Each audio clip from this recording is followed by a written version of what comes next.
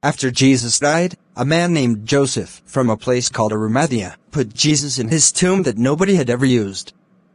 The tombs they used then were cut out of rock, almost like a cave. They weren't buried deep in the ground like they are now.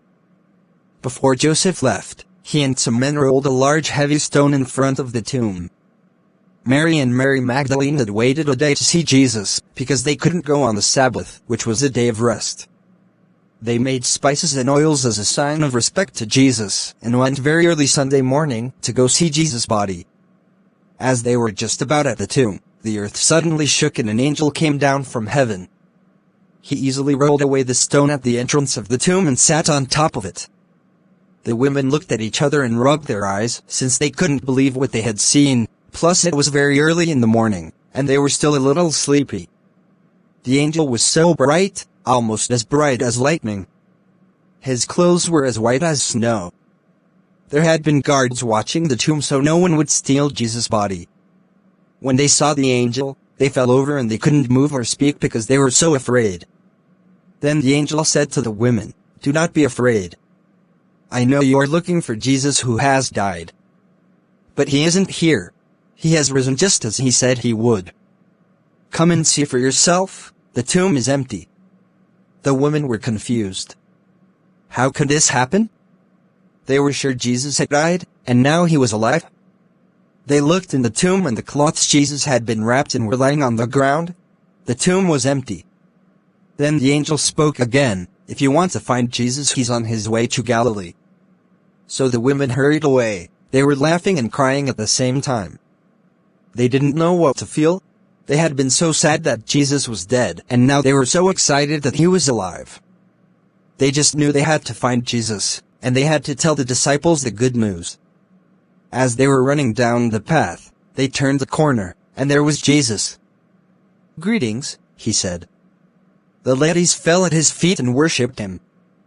Then Jesus said to them, "Do not be afraid. Go and tell my disciples to come to Galilee. That is where they will see me." The disciples came to Galilee, having heard by this time that Jesus was alive. They were sitting around talking about it when Jesus walked into the room and said to them, "Peace be with you." The disciples immediately stopped talking. Even though they had heard he was alive, they were shocked to see him standing there with them. "Jesus is alive." Children's Version Bibles. Jesus said to them, "Why do you look at me like you've just seen a ghost? Why don't you believe what you're seeing? Look at the scars in my hands and feet. It is really me. Touch me and see, I am not a ghost but a real person." The disciples' mouths were open in amazement, because they still didn't know what to think. They were so full of joy, and yet it was so impossible. Jesus understood what they were thinking, so he said, "This is what I told you would happen, that everything must happen that has already been written in the Bible." Jesus had told the disciples when they had the Last Supper together.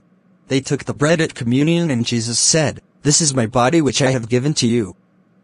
But the disciples hadn't understood what it really meant.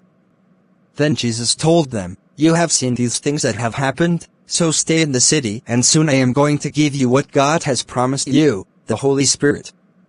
When we become Christians, Jesus automatically gives us the Holy Spirit to live inside of us. The Holy Spirit makes us know when we have done something wrong. We might feel sick to our stomach, or just get a bad feeling, but that is the Holy Spirit reminding us that we are doing something wrong, or that we need to stop and say sorry and ask for forgiveness for what we've done. The story is almost done, but Jesus had one more person to see. His name was Thomas, and he was one of the disciples that wasn't there when Jesus met with them. Thomas had also heard that Jesus was alive, but would not believe until he saw Jesus with his own eyes. A week later, when Thomas finally saw Jesus, Jesus said to him, "Put your finger here. See my hands. Stop doubting and believe." But Jesus continued, "Because you have seen me, you have believed. But it is more amazing for those who don't see me, and believe anyway." It's really neat, but Jesus was actually talking to us when he said this. If you believe in him, without seeing him, he will think you're very special. That is exactly what faith is, believing in God even though you can't see him.